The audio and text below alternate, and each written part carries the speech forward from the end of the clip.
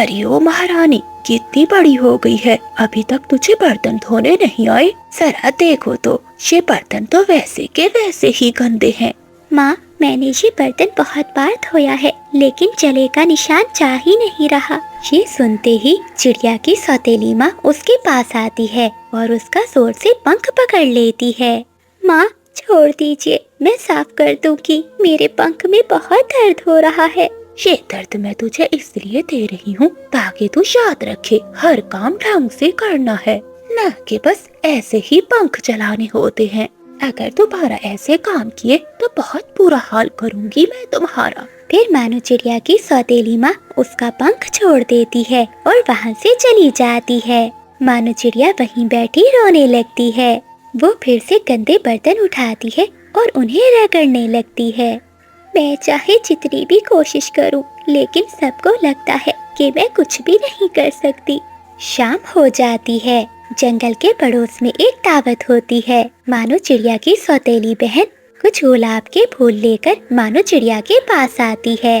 अरे सुन, मुझे इन गुलाब के फूलों का सुंदर सा हार बना कर दो। मुझे शाम के फंक्शन में इन्हीं फूलों से सुंदर गहने पहन कर जाने हैं।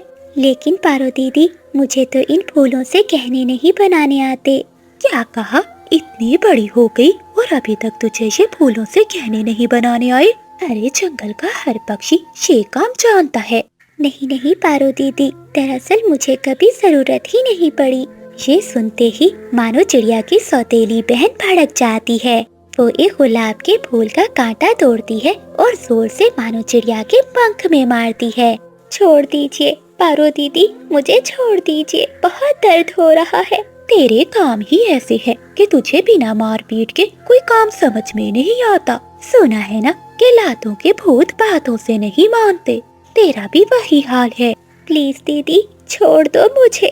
फिर सौतेली बहन वहाँ से चली जाती है। मानो चिड़िया वहीं बैठी आंसू पोंछती है और जैसे तैसे करके उन गुलाबों के फूलों से गहने बनाने लगती है। माँ, काश आप मुझे अपने साथ ले जाती। अगर ऐसे ही जिंदगी जीनी है तो मुझे ये जिंदगी नहीं चाहिए। कुछ समय बाद मानो चिड़िया का सारा परिवार दावत में पहुंच जाता है। मानो चिड़िया अकेली खड़ी भोजन खा रही थी। तभी उसकी सौतेली बहन दो पक्षी सहेलियों को लेकर वहां आती है। अरे देखो देखो, ये मेरी सौतेली बहन है। अच्छा, ये तुम क्या कह रही हो? देखो तुम कितनी सुंदर लग रही हो और ये तो नौकरानी लग रही है। हाँ हाँ सहेलियों, अगर ये काम ठीक से नहीं करती तो माँ इसे बहुत मारती है। हाँ हाँ पारो सहेली, इसे तो देखकर ही लग रहा है कि इसे रोज डंडे पड़ते होंगे। फिर वो तीनों जोर जोर से हंसने लगती हैं। मानो चिड़िया की आंखों में आंसू आ जाते हैं और वो वहाँ से चली जाती है। मानो चिड़िया रसोई में रोटी बना रही थी। तभी उसकी सौतेली माँ वहाँ आ जाती है। अरे कलमोही, अभी तक रोटी नहीं बनी, इतना समय ले रही है। और ये क्या, ये कैसी रोटियाँ बना रही है? इतनी बार तुझे समझाया है लेकिन तू तो सीखती ही नहीं। ऐसा कहते हुए सौतेली माँ मानो चिड़िया के पास आती है और गरम गरम चिमटा मानो चिड़िया के पंख पर लगा देती है। हाय, मैं मर गई। माँ, मेरे पंख छोड़ दो, मेरा पंख जल गया है। मैं अब सही से रोटी बनाऊंगी। नहीं, तुझे ये निशान याद दिलाएगा। तुझे हर काम सही से सीखना होगा, वरना मैं तुझे अच्छे से बताऊंगी कि काम कैसे करना है।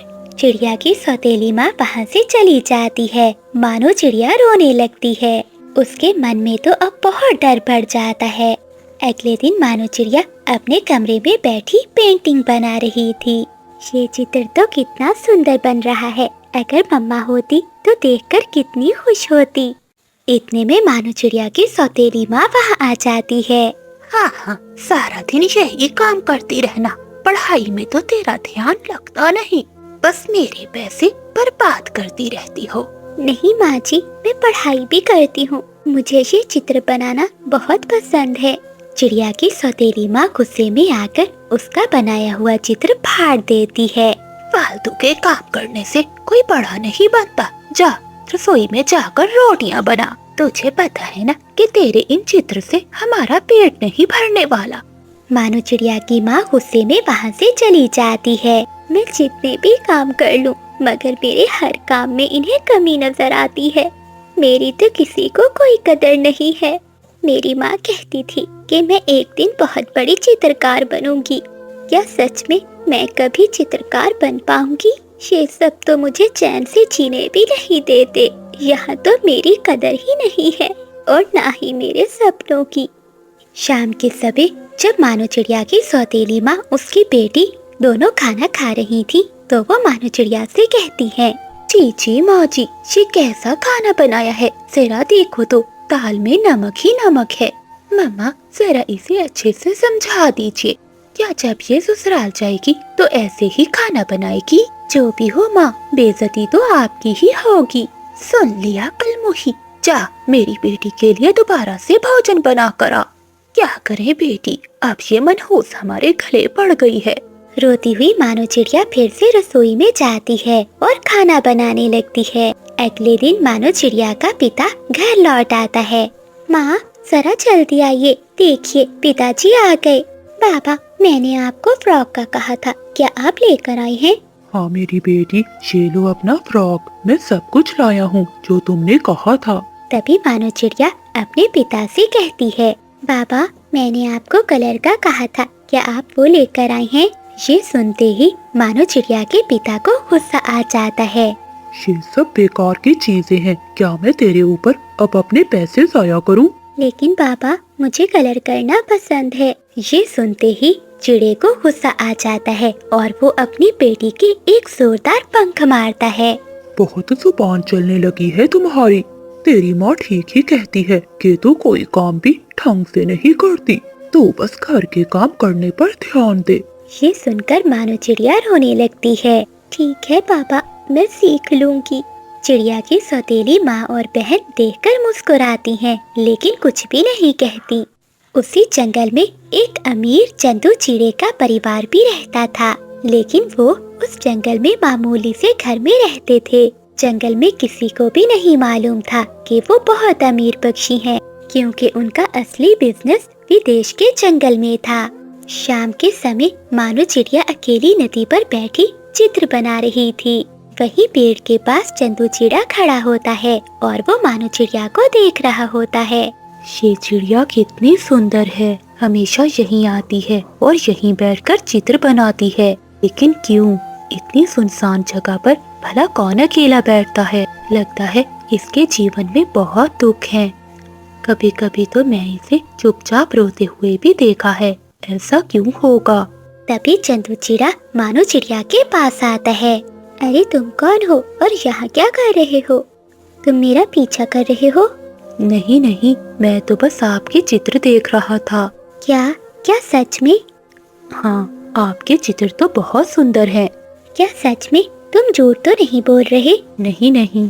फिर मानो चिड़िया चुप हो जाती है और चंदू चिड़ा मानो चिड़िया के साथ बैठ जाता है और वो वहीं बैठे बातें करते रहते हैं। अगले दिन चंदू चिड़ा अपनी माँ को बताता है, ठीक है बेटा, अगर तुम्हें वो पसंद है तो हम सबको भी पसंद होगी। मैं आज ही वहाँ जाती हूँ और तुम्हारे रिश्ते की बात करती हूँ। फिर चंदू चिड़े की माँ रिश्ता लेकर मानो चिड़िया के घर जाती है। बहन जी जरा बताइए तो, आप कहाँ के रहने वाले हैं? अरे बहन, हम भी इसी जंगल में रहने वाले हैं। हमारा एक छोटा सा घर है जिसमें हम सबकी जिंदगी गुजर रही है। ये सुनते ही चिड़िया की सौतेली माँ मन ही मन में मुस्कुराती है। अरे वाह वाह, बूढ़ी किस्मत उस नौकरानी की। जब शादी होगी उसकी तो उसे वहाँ जाकर भी यही अत्याचार झेलना होगा। वहाँ भी पीटेगी रोएगी और 2 वक्त की रोटी को तरसेगी। यही इस चिड़िया की असली औकात है। फिर चिड़िया की सौतेली माँ रिश्ते के लिए मान जाती है। चंदू चिड़े और मानो चिड़िया की शादी हो जाती है। मानो चिड़िया जब अपने ससुराल में जाती है तो वो बहुत डरी हुई थी। बेटी डरो नहीं, ये तुम्हारा अपना ही घर है। आज से तुम ही इस घर को संभालोगी। ये कहते हुए चंदू चिड़े की माँ मानो चिड़िया को गले से लगा लेती है। ये देखते ही मानो चिड़िया की आंखों में आंसू आ जाते हैं। जिस प्यार के लिए वो बचपन से रो रही थी वो अब उसे ससुराल में मिलने लगा था। अगले दिन जब मानो चिड़िया की सौतेली माँ और उसकी बहन चिड़िया के घर आती हैं, तो वो देखकर हैरान होती हैं। मानो चिड़िया सजी सबरी और सोने के हारों से लदी हुई बाहर आती है। अरे ये क्या मम्मी, तुम तो कह रही थी कि भिखारियों के घर में शादी कर रही हूँ मानो की, लेकिन जरा देखो तो ये तो बहुत अमीर है। अरे बहन जी, तुमने तो कहा था कि हमारा यहाँ छोटा सा घर है। हाँ बहन जी, ये छोटा सा ही तो घर है। हमारी बड़ी बड़ी कोठियाँ तो विदेश के जंगल में है। हमें तो बस यहाँ रहना पसंद है। माँ, तुमने मेरे साथ अच्छा नहीं किया। अगर अमीर रिश्ता था तो मेरा घर देती। यहाँ पर इस बेकार नौकरानी चिड़िया को भेजने की क्या जरूरत थी। बेटी, अब क्या कर सकते हैं, तुम्हारी किस्मत। क्या हो गया है बिजली? सुबह सुबह क्या ढूंढ रही हो? किसी ने मेरा एक रसगुल्ला चुरा लिया है। तो फिर क्या हो गया? अगर किसी ने तुम्हारा एक रसगुल्ला चुरा लिया है तो तुम्हें पता भी है कि मेरे लिए एक रसगुल्ले की कीमत कितनी है? मुझे अच्छे से याद है, मैंने 5 रसगुल्ले गिन कर रखे थे। अब बस 4 ही बचे हैं। बिजली, हो सकता है तुमने गलत गिन लिए हो। वैसे भी बुढ़ापे में याददाश्त कमजोर हो जाती है। क्या बुढ़ापा? मेरी बस चूंच घिसी है, अकल नहीं। वैसे भी खाने पीने की चीजों का मुझे हिसाब बराबर याद रहता है। हाँ बिजली, ये बात ठीक है। खाने पीने के मामले में बहुत पक्की हो। क्या क्या कहा तुमने? कुछ नहीं कुछ नहीं। तुम्हारा रसगुल्ला किसने चुराया होगा? कहीं उस मोटी चोंच वाले ने तो मेरा रसगुल्ला नहीं चुरा लिया? नहीं नहीं बिजली, वो तोता ऐसा नहीं कर सकता। अरे वो मोटी चोंच वाला कैसे नहीं हो सकता? तुम्हें याद है, एक बार उसने मेरी खीर खा ली थी और इल्जाम बिल्ली पर लगा दिया था। लेकिन बिजली, वो तो बहुत पुरानी बात है। बात पुरानी है तो क्या हुआ? तुमने वो कहावत नहीं सुनी, चोर चोरी से जाए लेकिन हेरा फेरी से ना जाए। लेकिन अब क्या होगा? होना क्या है, मैं पकड़ूंगी चोर को। ऐसा कहते हुए बिजली मौसी अपने घर से निकलती है और पड़ोस में तोते के पास जाती है। अरे ओए मोटी चोंच वाले तोते, निकल बाहर। अरे क्या हो गया मौसी, क्यों चिल्ला रही हो? अच्छा, तो तुझे कुछ नहीं पता? हाँ, मुझे कुछ नहीं पता, लेकिन हुआ क्या है? एक तो मेरे रसगुल्ले चुरा कर खाता है और ऊपर से अनजान बन रहा है। ये क्या बोल रही हो मौसी? भला मैं तुम्हारे रसगुल्ले क्यों खाऊंगा, तो भी चुरा कर? वो सब मैं नहीं जानती, ला मेरा रसगुल्ला। मैं सच कह रहा हूँ बिजली मौसी, मैंने आपके रसगुल्ले नहीं चुराए। और हाँ, इसका क्या सबूत है कि तुम्हारा रसगुल्ला मैंने चुराया है? सबूत ही तो नहीं है। अगर सबूत होता तो तू यहाँ ना बैठा होता। अब तक तो तुझे मैं जेल में भिजवा देती। अरे खड़ूस मौसी, लगता है तेरा दिमाग खराब हो गया है। मेरा नहीं, तेरा दिमाग खराब हो गया है मोटी चोंच वाले। जो तूने मुझसे पंगा लिया, मैं तुझे छोड़ूंगी नहीं। इतना बोलकर बिजली मौसी वहाँ से चली जाती है। मुझे इस कव्वी मौसी से बचकर रहना होगा। जिसके पीछे भी पड़ जाती है, उसका जीना हराम कर देती है। क्या हुआ बिजली, मिला तुम्हारा रसगुल्ला? अरे गधे की पूंछ, अगर मिलता तो मैं यहाँ क्या खाली पंख खाती? वो मैं तो ऐसे ही पूछ रहा था। चुप कर जा, अगर चोर मुझे मिल जाता तो मैं उसके टांगे तोड़ देती। ऐसे ही कुछ दिन बीत जाते हैं। बहुत दिन हो गए खीर खाए हुए, आज तो बिल्ली मौसी ने भी दूध नहीं पिया। क्यों ना बचे हुए दूध की खीर बना लूं। हाँ, ये बढ़िया रहेगा।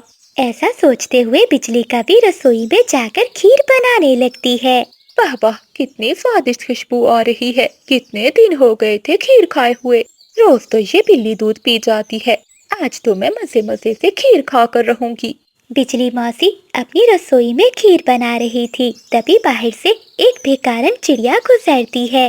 अरे वाह, कितनी अच्छी खुशबू आ रही है। लगता है कव्वी मौसी खीर बना रही है। अरे अंदर है कोई? मैंने 2 दिनों से कुछ नहीं खाया, क्या मुझे कुछ खाने को मिलेगा ऊपर वाले के नाम पर? तभी बिजली मौसी बाहर आती है। अरे इतना गला क्यों फाड़ रही है? कुछ खाने को मिल जाएगा क्या मौसी? मैंने 2 दिनों से कुछ नहीं खाया। कुछ नहीं है मेरे पास, जा जा आगे जा। परंतु मौसी, तुम्हारे घर से तो खीर की बहुत अच्छी खुशबू आ रही है। अगर मुझे थोड़ी सी खीर मिल जाती तो मेरा भी पेट भर जाता। अरे ओ भिखारन, वो खीर मैंने अपने लिए बनाई है, ना कि तेरे लिए। वैसे भी इतनी स्वादिष्ट खीर मैं किसी को नहीं देने वाली। चल भाग यहाँ से। लगता है ये मौसी मुझे कुछ भी नहीं देने वाली। मेरा यहाँ से जाना ही ठीक होगा, वरना ये मौसी मुझे मारेगी। फिर भी कारण चिड़िया वहाँ से चली जाती है। देखो तो, है भी कारण और सपने देख रही है खीर खाने के। फिर बिजली मौसी रसोई में वापस आ जाती है। अच्छा ही हुआ मैंने उस भिखारन को भगा दिया, वरना हर रोज मेरे दरवाजे पर भीख मांगने आ जाती। अरे वाह बिजली, खीर बना रही हो? हाँ हाँ, बस अपने लिए। क्यों, मुझे नहीं दोगी? नहीं नहीं, मैं ये बस अपने लिए बना रही हूँ, तुझे क्या, मैं किसी को नहीं दूंगी। चल अब जा यहाँ से, मेरी खीर को नजर न लगा देना। बिजली, मैंने सुना है अकेले अकेले खाने से पेट में दर्द हो जाता है। पेट के दर्द का तो पता नहीं, लेकिन तुम मेरे सर में बहुत दर्द कर रहे हो। अब जाओ यहाँ से, वरना मैं करती हूँ तुम्हारे पेट में दर्द। रुको रुको, मैं जा रहा हूँ। फिर बादल कौवा वहाँ से चला जाता है और बिजली मौसी फिर से खीर बनाने लगती है। थोड़ी देर बाद चीकू तोता बिजली मौसी के घर आता है। बिजली मौसी, कहाँ हो तुम?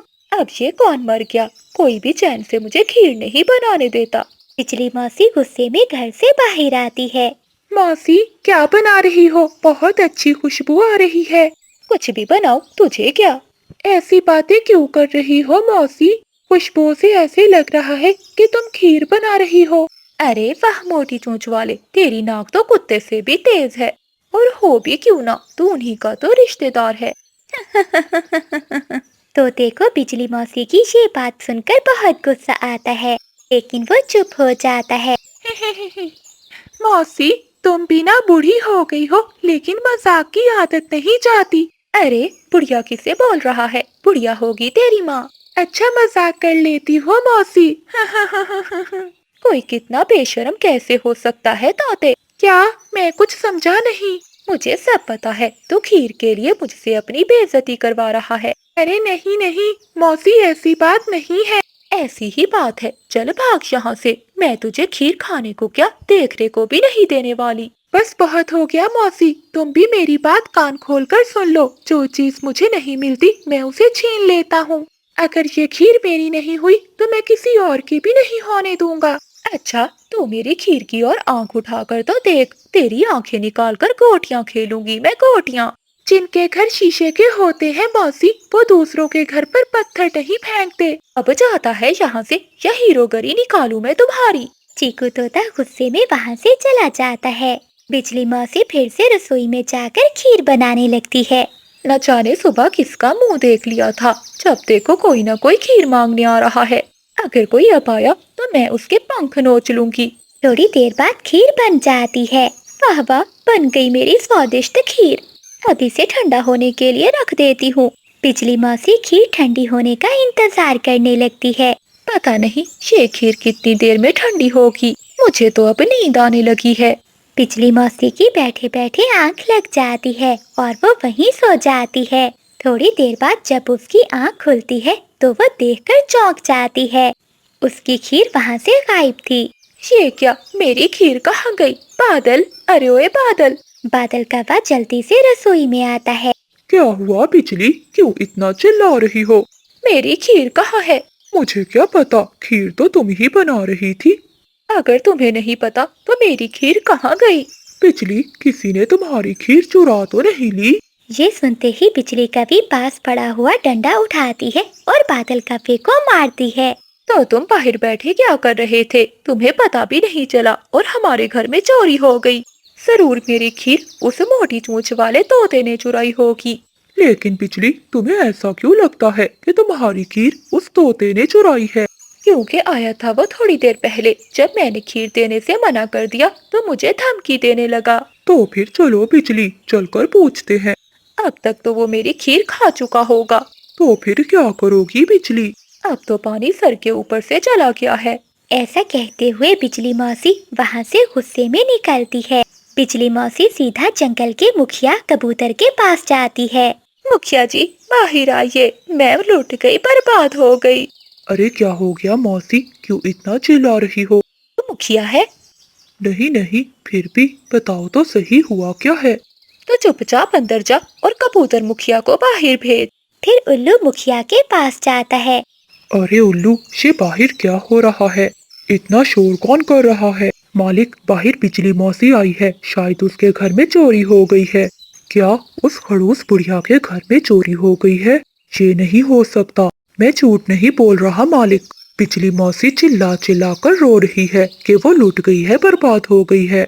अगर ये सच है तो वो चोर जरूर कोई भिखारी होगा जिसे अपनी जिंदगी से प्यार नहीं होगा। अरे ओ मुखिया जी, बाहर आओ। चलिए मालिक, चलते हैं, वरना मौसी पूरे जंगल को यहीं पर इकट्ठा कर लेगी। फिर कबूतर मुखिया बाहर आता है। अब क्या हो गया बिजली मौसी, तुम इतनी देर से क्यों चिल्ला रही हो? मुखिया जी, मैं लुट गई, बर्बाद हो गई। लेकिन हुआ क्या है, तुम मुझे साफ साफ बताओ। फिर मौसी सारी बात कबूतर को बताती है। मेरा खीर खाने को बहुत मन था, मुखिया जी। कुछ करो। मुझे तो लगा था इसका कोई कीमती सामान चोरी हुआ होगा। जरा देखो तो कितनी कंजूस बुढ़िया है। क्या कहा मुखिया जी? मैं कह रहा था मौसी, ये तो छोटी सी बात है, इसमें इतना परेशान होने वाली कौन सी बात है? मुखिया की ये बात सुनकर मौसी को बहुत गुस्सा आता है। अरे मुखिया जी, तुम्हारे पेट में तो रिश्वत का माल पड़ा है, तुम्हें क्या पता भूख किसे कहते हैं। अरे बाप रे, ये तो मालिक की ही बेइज्जती कर रही है। इस मौसी का कोई ना कोई हल तो निकालना ही होगा, वरना ये उल्टा हमारे ही गले पड़ जाएगी। अच्छा बताओ बिजली मौसी, तुम्हें किसी पर शक है?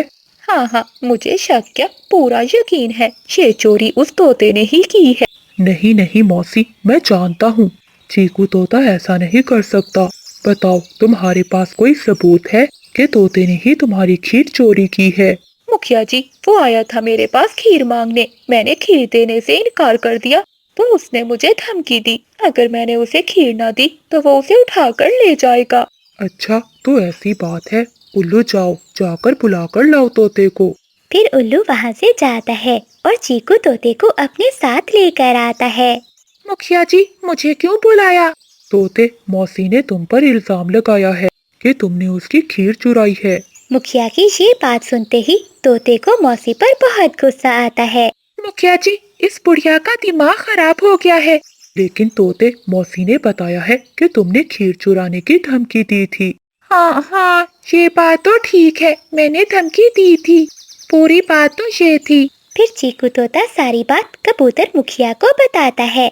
मुखिया जी, माँ कसम, मैंने बुढ़िया की खीर नहीं चुराई। बस करो तोते, मुझे तुम पर यकीन हो गया है, तुमने मौसी की खीर नहीं चुराई। तुम जा सकते हो, तुम निर्दोष हो। फिर तोता वहाँ से चला जाता है। मुखिया जी, आपको कैसे पता कि ये तोता निर्दोष है? अभी तो इसने अपनी माँ की कसम खाई है, भला माँ की कसम कौन झूठी खाता है? अरे, इस पागल को मुखिया किसने बना दिया? क्या क्या कहा तुमने? मैं बोल रही हूँ कि इसकी माँ को मरे हुए 10 साल हो गए हैं, ये झूठी कसम खाई या सच्ची, इससे इसकी माँ को कुछ नहीं होने वाला। अच्छा बिजली मौसी, तुम मुझे कल तक का समय दो, मैं कल तक तुम्हारी समस्या का हल ढूंढूंगा। अब तुम चली जाओ। ऐसे ही वो दिन भी बीत जाता है। अगली सुबह हो जाती है। सुबह सुबह उल्लू बिजली मौसी के घर आता है। उल्लू, सुबह सुबह मेरे घर, क्या मुखिया ने चोर को पकड़ लिया है? नहीं मौसी, मुखिया जी चोर को तो नहीं पकड़ पाए, लेकिन उन्होंने आपके लिए दूध और चावल भेजे हैं। अरे वाह, ये तो कबूतर मुखिया ने बहुत अच्छा किया। फिर सामान देकर उल्लू वहाँ से चला जाता है और बिजली मौसी भी खुशी खुशी खीर बनाने चली जाती है। आज तो कल से भी अच्छी खीर बनाऊंगी और पूरी निगरानी भी रखूंगी। आज देखती हूँ कौन चुराता है मेरी खीर। बस अब थोड़ी देर में मेरी खीर बन जाएगी। बिजली मौसी आराम से बैठी खीर बना रही थी, तभी उसे बाहर से बिल्ली की आवाज आती है। म्याऊ, म्याऊ। ये क्या, लगता है बाहर बिल्ली आ गई है, अभी जाकर देखती हूँ। बिजली कभी बिल्ली को भगाने के लिए बाहर जाती है। अरे, यहाँ तो कोई बिल्ली नहीं है, लगता है भाग गई है। मेरा नाम सुनकर तो अच्छे अच्छे भाग जाते हैं, ये तो फिर भी छोटी सी बिल्ली थी। हाय, चल क्या मेरा पंख। अरे, रसोई से चीखने की आवाज कैसी? बिजली मौसी जल्दी से अंदर जाती है। अच्छा, तो तू बेकारण मेरी खीर चुरा रही थी, जरूर कल भी तूने ही चुराई होगी। ऐसा कहते हुए बिजली मौसी एक डंडा उठाती है और चिड़िया को लेकर अपने घर के बाहर आती है। शोर सुनकर सभी पक्षी भी वहां आ जाते हैं। बेकारण चिड़िया को चोर देखकर सभी पक्षी बहुत हैरान होते हैं। मुझे मत मारो, मैं मजबूर थी। मौसी, मैंने मजबूरी में ही आपकी खीर चुराई थी। अच्छा, क्या मजबूरी थी तेरी? कई महीनों पहले मेरे पति की मृत्यु हो गई थी। मेरे घर पर एक छोटी सी मेरी बेटी है, बस उसी के लिए मैं खाने की चोरी करती हूँ। अगर आप सबको मेरी बातों पर विश्वास नहीं है तो मेरे साथ चलकर देख लीजिए। फिर वो सब मानो चिड़िया के साथ उसके घर जाते हैं। मम्मा, आप आ गई। आज क्या लाई है खाने में? और आपके साथ ये सब कौन पक्षी है? छोटी चिड़िया की बातें सुनकर सभी पक्षी समझ जाते हैं कि मानो चिड़िया बहुत मजबूर है। माँ, क्या आज आप मेरे लिए खीर लाई हैं?